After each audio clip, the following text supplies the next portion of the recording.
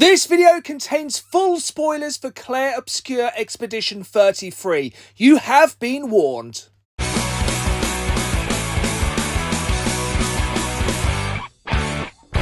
My name is Dan. And my name is also Dan. And welcome to a very special episode of the Dan the Games Man podcast, as this is our first spoiler cast. So massive X, there are some very big spoilers coming up in this very special episode of what is a very special game. We are going to be doing our Game of the Year special very soon, but this game could well be our Game of the Year. Once again, spoiler. Yes. Because this time we are talking about Clair Obscur Expedition 33, because Dan has finally completed it. Yep. I completed it many months ago, and we have been waiting to have this conversation with all of you folks watching and listening for quite a long while. But final warning, there are full spoilers coming up for this game over the course of this episode. And I'm only ever going to say this once in this episode. If you do not want this game spoiled, and I recommend you don't, if you haven't played it before, turn back now. Because we are going to talk in depth about this game. Because it's incredible. It's a powerhouse of a game. It's without a shadow of a doubt one of the best games I've ever played. But I will say when we're going to go into full spoiler territory, if you want to stick around for the first few minutes, we're going to talk more about the mechanics of the game, bits like that. Because when I first heard about this game, I wasn't overtly interested. Same. I was intrigued of the concept and the setting. But the gameplay, I was like... Yeah. So the concept of the entire game is essentially there is this character called the Paintress who every year writes a number on a big monument out to sea that everyone can see, and everyone that age dies. God. They just disappear just disappear. They go puff. And every year that number gets lower. Mm-hmm. For reasons which will become apparent later in this episode. Like a very specific doomsday clock. And essentially it is a turn-based RPG which also has parrying mechanics in that turn-based. So for me, a lot of the reason I'm not the biggest turn-based fan is I think there's a lot of sitting and waiting. 100%. Because essentially you'll do your attacks, wait for them to happen, wait for the enemy to do their attacks, and at this time you're like... check the phone, have a drink, and but this one you are having to stay in it all the time. Yeah, if you go and check Vinted for even just a second while that's going on, you're going to probably get a TPK. It's not great. The entire thing of this game is you have to be locked in, because the parrying starts off not too bad, but by the end game, there is some extreme parrying, which we'll come on to later on when we talk about some of the big bosses of this game. And that's one of the selling points of this game. The bosses are epic. It is absolute cinema. Some of it, it's crazy. Yeah, I think of the entire game you can just say absolute cinema. Mm-hmm. And I'd say it's equal parts. The graphics and style of this game are beautiful. Mm-hmm. The gameplay is impeccable. It just works. It's probably the best turn-based strategy game I've ever played, and I mean that. It's probably my favourite turn-based RPG of all time. It's probably up there in my top 10 favourite games of all time. Yeah. And then the storyline, which we're going to jump into a bit more in a minute, is incredible. It's quite a roller coaster. It's the most emotional, thought-provoking, all-enveloping story I've ever been a part of. Yeah. And the thing that ties it all together, which I think is the thing that literally pulls on emotional heartstrings so much, is partially the voice acting. Which is quality. Which is insanely good. This game has an incredible cast, but it's the music. It really works. My God, the music in this game. It's so good. They are doing live orchestral performances of this game. Yeah, and it's not just one genre or one mood throughout. It bounces around. There's some bops in there. Epic. It You think Final Fantasy has good music? My God, this is the best. Yeah. Minoko's theme, amazing. The mime music. Yeah, it's one of the games I need to have on soundtrack at some point. But yeah, it kind of came out of nowhere, blindsided everyone, dropped to Xbox Games Pass, became one of the biggest sleeper hits of the year, came out of nowhere. A budget game from a small studio who left an oppressive employee to make a game they loved, and it shows. Yeah, when it's not just getting pushed upon you from above or, going by algorithms, and you actually make something you're invested in. It's just a game made by people who knew what they wanted to do. They set out with a very specific goal, and they absolutely smashed it. They had a vision, and boy, howdy did they pull it off. But this is where, if what we've just said sounds good to you, go away and play it now. Because we are going to go straight into full spoilers now. My alarm. So the game starts off, text comes up on us. One of the first things you see in the game is when it goes to the first characters. One of the characters says to the other, if you're going to give someone flowers, you should probably do it before they wither and die. Which is such a wonderfully obtuse and you're ambiguous sentence. You're like, oh, they're talking about the roses. So basically, the two characters you're met with at the start of this game are Gustav and his ex-girlfriend. His adoptive sister. Oh yeah, sorry, it's Maëlle at the start. So yeah, his adoptive sister Maëlle at the start, and that's what she says to him. If you're going to give somebody flowers, you should do it before they wither and die. And you think it's about the cut roses, but it's very much not. The first half an hour of this game, nothing has ever caught me off guard as much as the first half hour of this game. Yeah. So essentially, you're following Gustav and Maëlle as they're going through a kind of pseudo-fantasy version of Paris. Yeah. There's a big Eiffel Tower which is all warped and bent in the background. It's like something's pulled the world apart, hasn't it? Yeah, there's been some kind of a fracture. Yeah. And basically you're walking through this kind of early 19th century version of Paris. It's absolutely beautiful. There's flowers everywhere. People are like preparing for this big festival. It's all lovely. You're like, oh, this is really nice. Yeah. There's flowers everywhere. That's really nice. You're like, oh, flower petals. Everyone's jubilant. And that's kind of where it all comes crashing down and it hurts inside. Yeah, you can kind of... you can hear the whistling of the other shoe about to drop somewhere. Because everything's very implied that it ain't good, but you're like, but things seem good. Why am not good? You're like, oh, this is really nice. Like, Gustav's going to make up with his ex-girlfriend and everyone's going to be happy and... Yeah, that'd be nice. We both went into this game knowing nothing of it. Mm-hmm. Which is why we said, if you haven't played it, don't listen to this first. Play it first, then come back. This will still be here. We'll be here. Because then we get into the Gommage.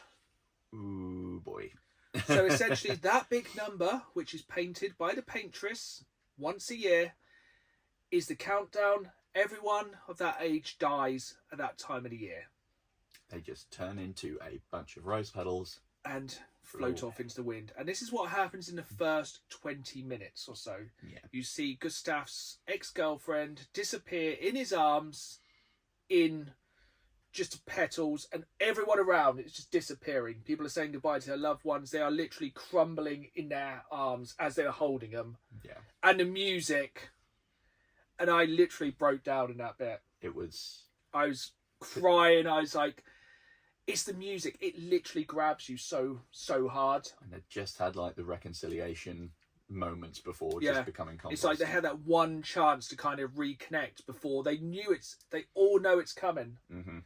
Which is what sets up for the entire idea of the game. The whole thing of the expedition is a group of people who will go on what they know is most likely a suicide mission to try and stop the Paintress before the next year. Because the group of people you go as, playing mainly as Gustav, and you take Maëlle, most of them are 32 years old, aren't they? Yes. And they know that is their last year. They have 1 year left to live.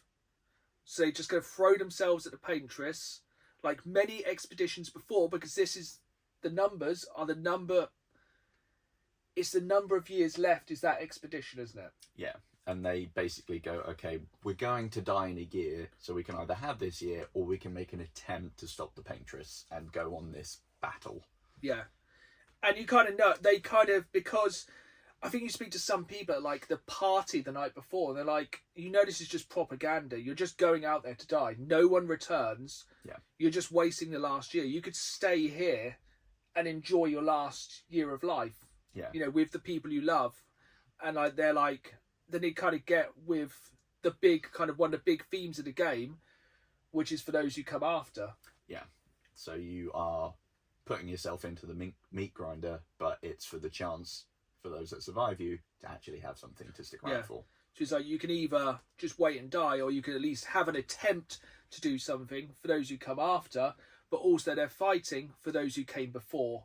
Mm-hmm. They're trying to avenge the 30 plus years of expeditions which have just been wiped out. Yep. They get various bits. I mean, they at that point they've not even heard back from them, have they? Because I don't think they have. No one had ever come back. They just go off there and they don't know how successful they were. Only that the Paintress is still there with her giant crayons, having a bit of a time. And I think the kind of biggest thing with it is that Maëlle is going. Yep. When she is so much younger. So we had to do the maths of this. Obviously, Gustav and Lune, who you meet, are both 32 years old, and that's their last thing. But basically, Maëlle's kind of Gustav's adopted sister, because we're kind of presuming his Gommage. She's only 16 at the time, so she would have had, is it 9 years? Yep. She would have had 9 years to go, but she's just going because she has nothing but Gustav. Yeah. That's her family had previously gone, so it's just him. So she's basically like, do I stick around having my one tie left disappear on this expedition, or do I go with it and try and make a difference? And oh boy, doesn't the expedition start well? It goes swimmingly. So you're like, wait a minute, there's loads of us. We've basically got like a small landing force. This surely will be able to go and knock some heads together. And essentially, as soon as you land on the continent where the expedition starts, you are attacked by an old man who you have no idea who it is and why there's an old man, considering no one should be above the age of 32, and he wipes. You get bodied. It's like the D-Day landings, but with more magic. And giant monsters made out of hands. Yeah, and just you watch your entire team essentially get wiped, except for, I think you only think it's 2 of you left at the start, don't you? I think so, You yeah. get so split up from the other members of your team. Yeah, you see people that on the sort of party the night before you're talking to. You've had this, it's implied you've got this long-standing relationship with them, you've trained with them, they're going to be part of it, they're leading the expedition. It's not even Gustav that's in charge. He's basically just like... Along for the ride. Yeah, he's the science team of it. He's like Bones or McCoy or something. He's going along with his gadget MacGuffin. And then they all get nuked within the first few seconds. Yeah. And Gustav's like, made a mistake.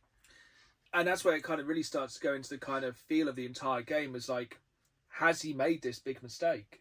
Should he have of going? stayed? Like, should it? Is it just an absolute? Are they just literally throwing themselves into the meat grinder consistently? Yes. And it does really kind of go into the theme of, you know, they're literally arguing and the voice acting is so good. They're literally shouting at each other, you know, for those who come after. And I think one of the points he does literally just drop the F-bomb and just no. Yeah. Because it's so emotionally charged. It's like, Gustav's so conflicted. Why should he bother at this point? What is the point of any of it? Yeah, when they've made all of this effort, they've been preparing, and then within seconds, yeah, they've spent their 90% entire of their force life preparing for this point, and it's just absolute waste.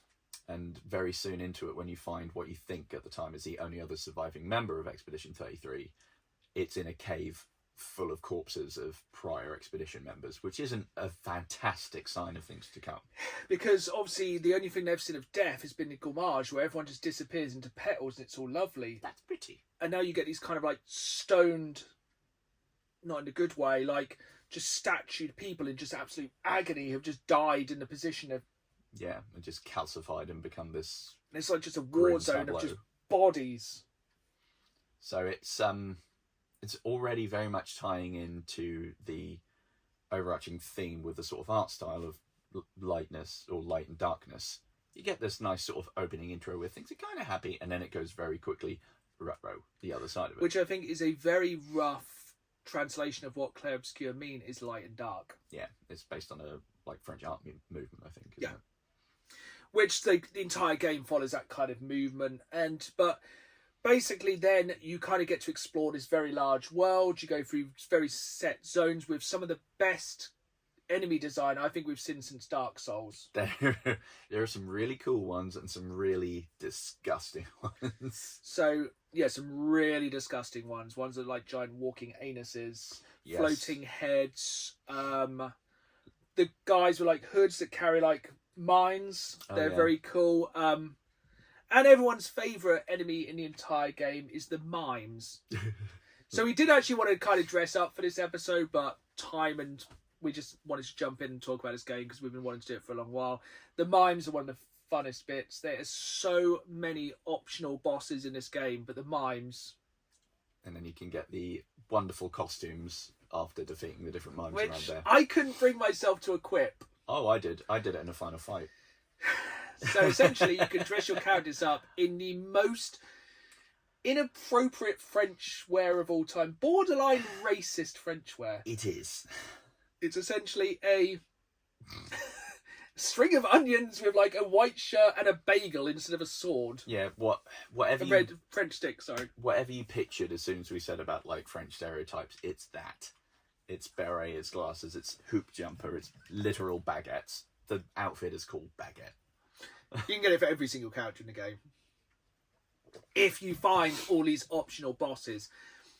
And the world really does want you to explore. Yes, it's one of these ones that you think, okay, it's like little bits of sandboxes everywhere, but it just keeps on going. There is not a wasted millimetre of this game. You see something in the sky and you think, that's cool, that looks really cool. No, you're going there later. It will turn up to absolutely ruin your day at some point. Because essentially, very shortly in, you start off with just a couple of characters. Yes. Gustave and Maëlle, and Lune, and then you go to the Gestural village. Yes. Which the Gestrals are one of the funniest things about the game, because they're basically like little tiny puppets that have like a paintbrush for a head. Yeah, a comic relief. Are dumb as a box of rocks, just want to fight and just beat things up. Don't really understand what's going on. Don't really seem bothered by the Gommage or anything else that's going on as the world is literally imploding and ripping apart among them. And they just want to fight. Yep. They will just fight you for no reason. And they're interested in making like the ultimate fighting version of themselves. Yeah. Which has a wooden puppet making things that like have fire cannons on them. Not the best thought out plan. No, you'll literally have one which is basically covered itself in boxes and armour and has like a catapult on top. And I think my favourite thing, when they die, they'll try and like fall towards you and slam on you. You have to kind of then use the kind of reversal. Yeah, like the parry to the dodge systems. So good. Oh, so good. I love it. There is some real moments of comic relief. Which, again, it's definitely a feature rather than a bug, isn't it? I think it is there to not only add some levity in a very dark thing, but literally to be the light in the dark balance. And I think the thing is, if it was a consistent darkness and despair and depression, it would be too hard to play. Yes. But that just bit of fun makes it a bit of fun. And then basically you find out in that area you have to fight their champion, who is Sael. Another survivor of the expedition. Who has a very... The thing is about every character you meet along the way has a very different playstyle. Mm-hmm. Gustave, he stabs stuff. He do big stab. He have lightning arm. Yeah, has lightning arm. He can overcharge it. It's really cool. Maëlle has her tiny sword, which you can do in various different fighting positions, either aggressive or defensive. Mm-hmm. Then Lune is your kind of classic mage. Yeah, support Healy mage kind of person. And then Sael is... odd. Yeah, she's a support character. She can be big punchy, or she can also be a good healing character. But she has kind of like these cards, these foretell. Basically, she's like a tarot reader kind of thing. Yeah. And with attacks, she can apply this stuff. The light and the dark. Yeah, she has light attacks, dark attacks. And when you do one after the other, you can then go into Twilight that gives her like a damage boost, and she does all this other stuff with it. It's very cool. It's very cool.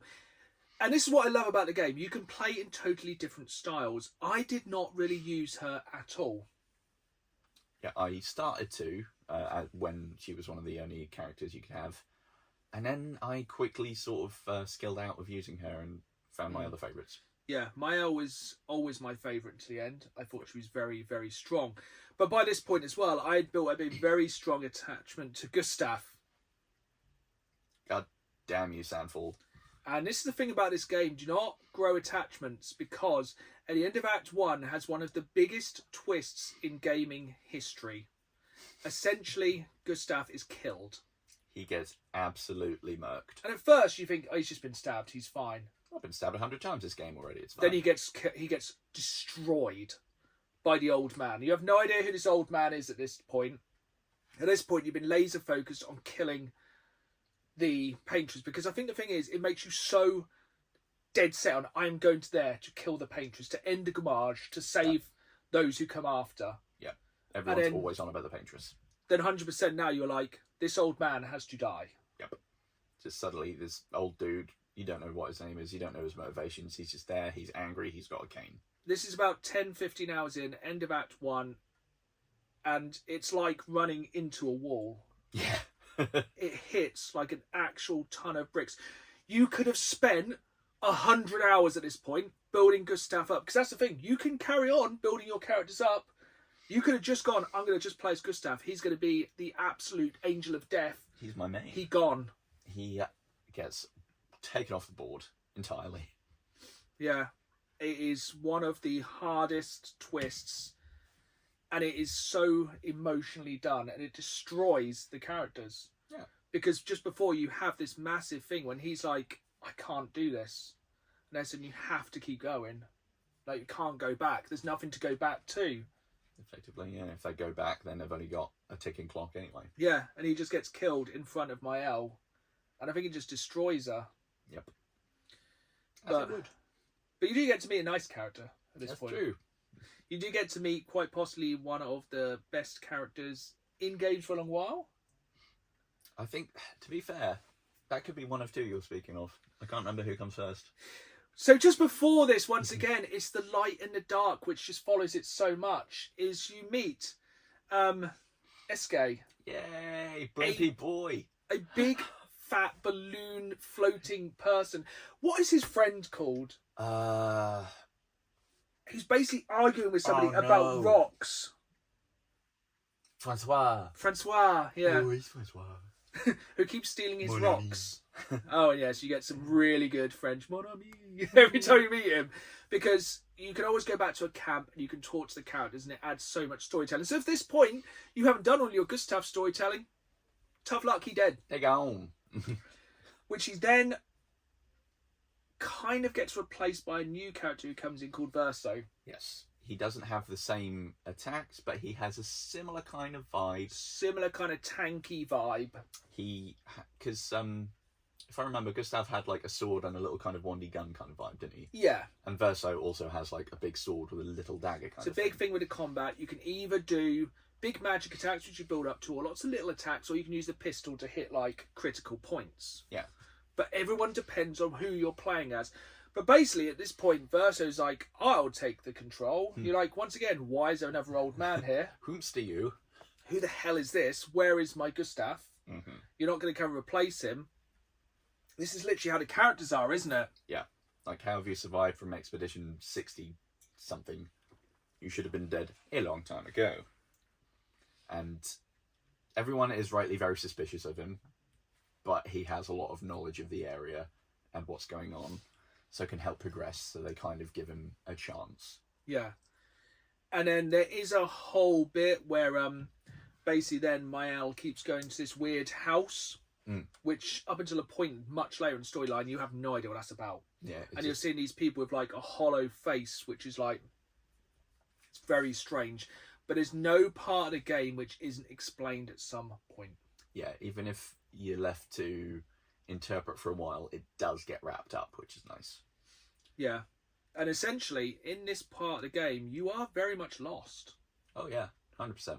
You're not really sure what to do, and I think it's kind of intentional. You've kind of got to change up your entire way of playing. You have no idea what's going on. You are basically screwed. You have no way back. Your best friend is dead. You're now just going with this person because he seems like he wants to kill the old man who's just killed your best friend and unwanted leader of the party. And yeah, essentially it does set up to when you do, there's a lot of story points between, but you do go and fight him. You do. Several times, in fact. Yeah, but the first time you fight him, he absolutely obliterates you. He is very annoyed at you having the temerity to stand up to him, and he makes it known. It gets very intense.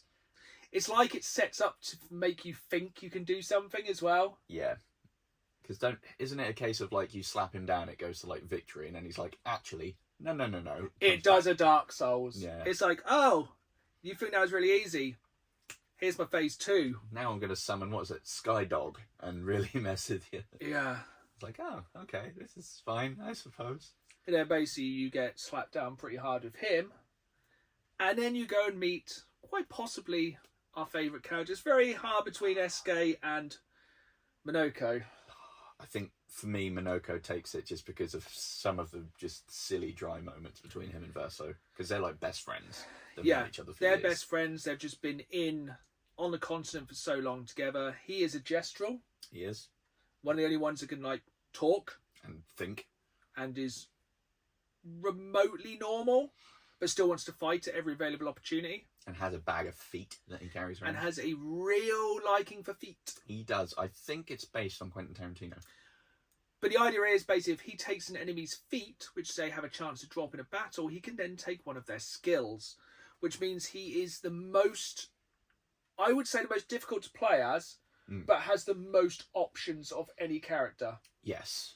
Yeah, because you can pick up all different types rather than just sort of having a limited little skill tree. You just have a huge pool of moves you can collect. And you can basically put any amount of those skills onto your character, and that will kind of be your playstyle. Yes. Which is very, very cool. But yeah, by this point you have all of your characters, and is it at this point where they realise they can basically make a weapon that they can use to get to the Paintress if they kill 2 essentially gods, or like titans? Effectively, yes. There is a lot more to it, but essentially it's a whole world to explore. There's a lot of optional bosses, but the main thing is you have to kill these 2 big titan bosses. And at this point, I think we've found out the connection with Verso and the old man, I believe. Yes, you find out that the old man is Verso's dad, which you could probably guess just from the styling and the hair and the being a general grumpy puss, but is confirmed at this stage. And he's like, we need to get this weapon so he can kill the Paintress and kill his dad. Yes, because his dad is big bad, trying to basically keep the world as it is. He likes the Paintress being sort of in charge of things. Because he doesn't want to upset it. He is immortal, as is Verso. Yes. For some reason, which becomes clear later on. As we said, everything becomes clear in the end. But basically, go on this big quest to defeat these 2 bosses. Or did you do them in the recommended order? Did I? I think I did. Yeah, what was the other one? The one with all the faces. It was the enemy of many faces, which had a real Devil May Cry feel to it. Where basically, you have to defeat like the angry, the sad, and the laughing face. That's it. And it becomes this like big thing. Now, I slapped that boss. Yes, I think I remember that one being not too bad. Because one of the problems is with this game, if you go and do too many optional bosses, you become very powerful, which we'll talk about later in the podcast with Dan. The second boss is this big puppet lady, which is one of the most visually stunning bosses I've ever seen in anything. It was so cool. It's in like a Roman Colosseum, and she's like dancing around and has all these puppets, and it's like an enormous, elegant, haunted clothes-making doll is trying to kill you. Yeah, and the music is incredible, and it is one of the most tense fights because it basically has a power which, if you don't get one of the skills to level up your characters earlier, will make you kill yourself. Yep. You can get charmed and you either take yourself out or attack one of the other members of the team unless you get this one specific thing, by, I think, fighting a random optional boss. Random optional boss in the area. Like, there is a mass. We're not going to go too much into the skill trees because it's every person for themselves. You can create some crazy skills with this game. So it's well worth experimenting with. I think that's one of the things with the characters, the skills, the movesets, the weapons. You can do anything. Yep. That's one of the best bits about the game. But basically, once you've killed these 2 Titan bosses, you essentially have a weapon which can then pierce the veil, so you can go and fight the Paintress. Yes. Which you'd have thought would start you into endgame territory. That would be incorrect. Yes. So, how did you find the Paintress fight once you battled your way all the way up the monolith, which was, you'd think would be a pretty small area in and of itself, but it was not. The monolith was ginormous. It was a good 3 or 4 hour climb up this massive tower, which is a tower you can see from the start of the game. I found it very difficult. I think that's where the game really started to get difficult just before the end of Act 1. I think I had a slightly different playstyle while I was trying to do the single player a bit more because I was scared of spoilers. Yeah. But the community as a whole has been fantastic with spoilers free for this game. Yes. Because you were months behind, weren't you? I was. And obviously we did not tell each other Thankfully, anything. managed to avoid all spoilers. It's very good. Because, I found that area very tough and I found the Paintress fight very tough. I think at this point I'd been spending a lot of time farting around the optional areas before I'd gone to the monolith. Yeah. So I had an okay time.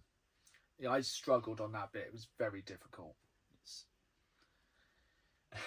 Because you kind of feel like you do fight the Paintress at one point, don't you? And you just do nothing. Yeah, it just like hits and it's like, It hit and the bar goes, boop, none. And you're like, okay. And then she just like poodles off through a portal or something. Yeah. And he goes, no, I don't fancy this right now. Because she's normal size at that point, and she's like a human, like 6 foot tall. Yeah. It's like, oh. And then, just correct me if I'm wrong, you think you're going to fight the Paintress, and then you then have to fight Renoir again. I believe so, yeah. Because Renoir really cannot leave it. The old man, Renoir. So you don't find out by this time his name is Renoir. And just to really hammer the extra Versus French, father. stereotypes down. And yeah, he chucks us a lot in again, and big fights ahead all round. At this point, is that when we think we've kind of done what we need to do, and we have a bit of a scrap with Renoir, we have a scrap with the Paintress. The kind of big thing before then is you kill Renoir. Yes. As Maëlle, you basically manage to kill him because she has basically the power of the Gommage and basically just touches him and he dissipates. Yes. And that's when you go and find the Paintress. There we go. Who starts off as tiny Paintress. Little Paintress. And then becomes... significant Titan size. And by this point, it's probably the most epic boss. Yeah. It's ridiculous. It's so good. There's some very, very interesting mechanics in that fight, if I recall. Lots of shields, lots of things going, like status effects getting chucked left, right, and centre. You have to stay on your toes quite a bit. Yeah. And I think the thing is, just before, it's very foreshadowing, because the last thing that, like, Renoir says to you before you fight is, if I have to destroy you to save you, so be it. Yes. Which is one of the most foreshadowing parts of the game. Yeah.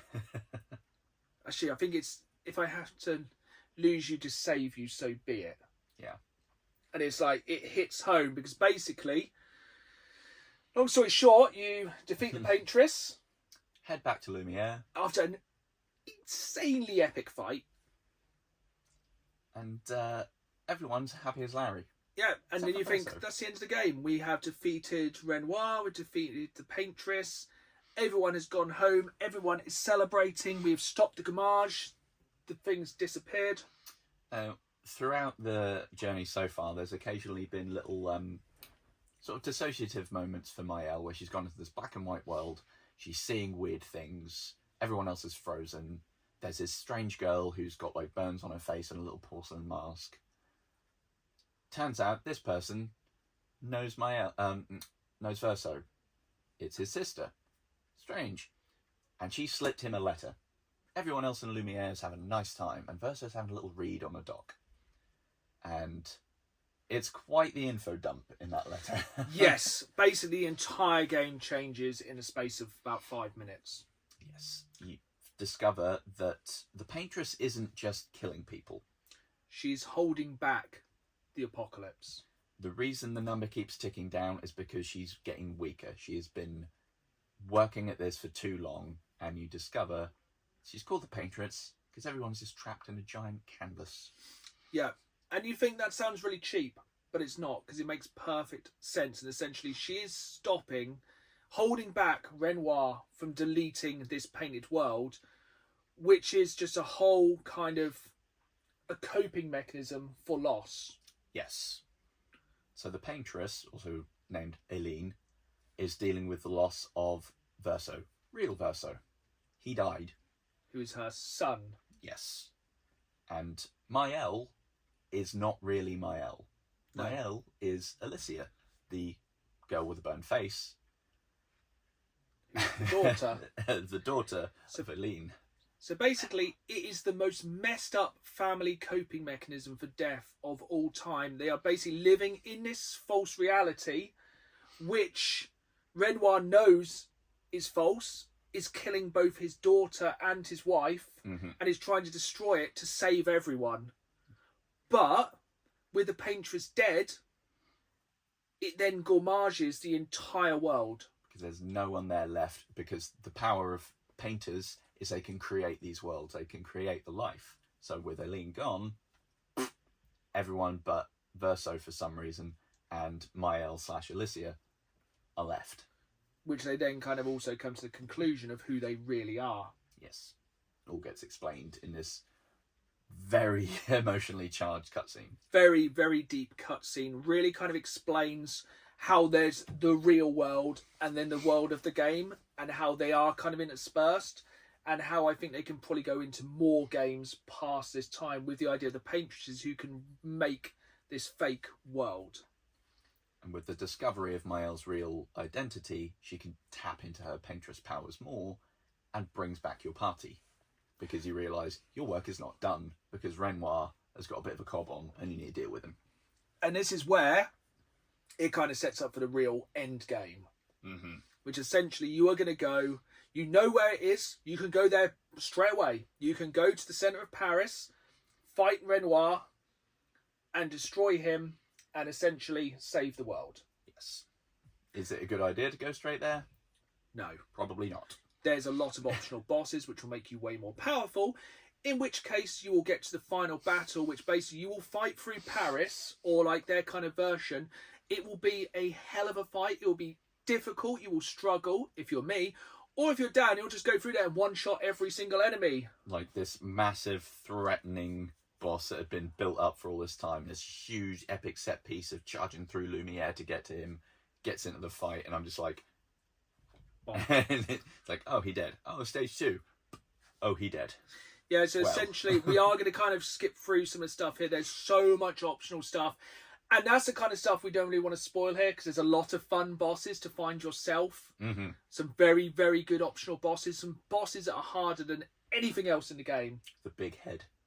The big head. And one we will just briefly touch on before we go into the full end game of this game is Simon. Simon can eat the bag of proverbials. So basically with Simon, he will wipe your party out of one attack, and then you will have to parry hundreds of attacks. So many attacks. The only way to defeat him is parrying. Yeah. When he knocks out a character, he can then remove them from the canvas. So for that fight, he can dwindle your fighters so you cannot revive them. It's absolute nonsense. I haven't beaten him. No. I thought I did. 2-stage boss fight. Dad actually sent a message saying he dead. I was like... Moments later. He's like... Damn it. Oh. He's like, the warm-up. And then to kind of more Dark Souls equivalent stuff here with the second phase fight, he gets like a Moonlight Greatsword. The sword itself has like a ghost behind it, so every time you parry, you have to like parry. And it's very annoying. Yeah, absolutely insane. But basically you get to the end of the game, you fight his big dog. Big dog. For some reason, you fight like a giant dog in the middle of Paris, and then you get to actually fight Renoir. In I would say the most epic, insane boss fight of all time. Without a shadow of a doubt, one of the best pieces of music I've ever heard in my entire life. And the thing is, you think it's epic because it's all in French, and essentially the song is a man and a woman arguing. You've heard the song throughout the game, but if you go afterwards and listen to an English version of the song, it's essentially the husband and wife arguing about saving or destroying the world. Yes. And essentially, it's everything, the final boss, isn't it? It's intense. It's multi-stage. You basically fight him. The Paintress gets involved. Yeah. Everything gets involved. It is insane, the final battle. Yeah, suddenly like you hear ring entrance music and she just Joe Hendry's her way into the fight and just starts thumping people. Then like Mael just like stabs him through the heart. It's essentially, so cool. It's so good. And essentially, at this point, you think that has to be it.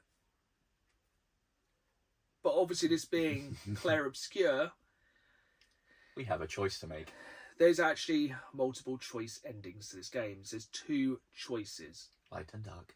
Essentially, you can either side with Verso and essentially kill Mael from the world that they've painted. She'll go back to the normal world. So regular burnt up Alicia has to get out of the canvas and live again. But in the real world. But in pain without her brother. And without her voice. Yes, she's also had her throat burn out. Or you can side with Mael, kill painted Verso, so he goes back to the real world. No, so he just is gone. He ceases to be. Because he only exists in this world, and she just gets to live in her fantasy world forever. Slowly dying like her mother was. Slowly dying, slowly going insane, but surrounded by friends in a way where she can live. And I went with that option. I went with that option because sometimes, in theory, it's the worst option. Yes. But it really begs the question, is it better to live a shorter, happier life or go back and live in the real world and just suffer consistently? Yeah, for a good time and a long time. And you just sit there at the end of the game and you just think, none of this, there's no good way out of this. Nope. You either live in denial, like, even if you pick that she stays in the painted world, you have this happy ending. Everyone's there. They're in, like, this music hall, like, Gustav's come back, and Verso is, like, she's painted a new version of Verso who is forced to sit there and just play piano. And I think he's completely aware of what's going on and he's just not this pleased. Forced existence where he has to be there and has to be what they want him to be. But then it just, the last shot of the game is just her face slowly disappearing. And sort of like paint bleeding from her eyes. And you just know she's only got limited time, but that is the bad ending. And you just think, like, you have no way of knowing if it's a good or bad ending. And yes, you can go back and change it, but basically then you've made your decision. You basically either choose to live a lie or to go back and live in misery in the real world. And there's a full ending for each one. And it does just look like a life of misery, doesn't it? Yep. She just sat there in Paris in the garden, just existing, unable to speak, burnt up, without her family. Yep. It's such a powerful game. It's lose-lose, the game. Yeah. But it's just absolutely incredible. Part of me hopes they do another game from the universe because you could have all these painted dimensions. Exactly, yeah. But then part of me just thinks, do they just leave it as one perfect painted picture, for lack of a better term? I'm excited to see what the new content is going to be. I expect they're going to do a lot of new... They could do new islands, bosses. I'm definitely going to do another playthrough plus because you can play through and use... I think you can actually still use Gustav all the way. Nice. So I think you can play as... And you can like play as characters from the start. He would have got later on. It's a harder experience, but you get higher levels, new kind of powers, stuff like that. And it's one I'm definitely excited to play again. And trust me, if you haven't played it, we've only really touched the surface of the main storyline in this 45-minute spoiler cast, but it's an absolute experience and one that hopefully we've been able to kind of relive with us here on this special episode. It's amazing. If I could play it for the first time again, I would. It's, without a shadow of a doubt, one of the greatest games of all time, and one you definitely don't want to miss out on. And hopefully if you've listened this far, you've played it through and haven't just listened to us spoil the entire game. But this has been a spoiler cast, so I hope you have enjoyed it. We will be doing more in the future with other games, so stay tuned. But I hope you enjoyed this episode. If you did, hit that like button. If you're watching on YouTube, subscribe, leave a review. Make sure you download this episode on your podcast provider. Catch me on YouTube every Saturday live at 5, as well as bonus content throughout the week and new podcasts every other Friday and bonus editions like this wherever you get your podcast. It is goodbye from me. And it's goodbye from me. And always keep playing the game. See how I messed that up. Gonna end differently. Gonna just say, for those who come after. He did the thing.